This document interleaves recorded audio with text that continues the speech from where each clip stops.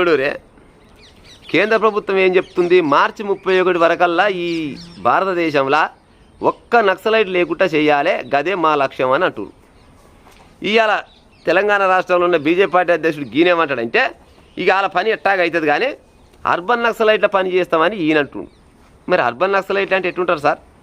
నాకైతే తెలియదు. మరి ఇప్పుడు నక్సలైట్ అంటే నిజంగా అడవులలో ఉంటారు, తుపాకులు ఉంటాయి, వాళ్ళకి సపరేట్ డ్రెస్సులు ఉంటాయి కాబట్టి వాళ్ళు నక్సలైట్ అనుకుంటారు, అదో లెక్క.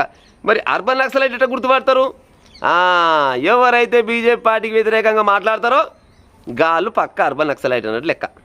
మీ దగ్గర దమ్ము ధైర్యం ఉంటే ఏం స్టేట్మెంట్ ఇవ్వాలంటే మార్చి 31 కల్లా ఏది నక్సలిజం తీసేస్తున్నారు కదా, ఏప్రిల్, ఆగస్టు, సెప్టెంబర్, నవంబర్ ఇంకా ఏదన్నా ఇంకా 4 సంవత్సరాల వరకైనా టార్గెట్ పెట్టుకొని అప్పటి వరకల్లా భారతదేశంలో పేదరికాన్ని నిర్మూలిస్తామనేది ఒక టార్గెట్ పెట్టుకోవాలి.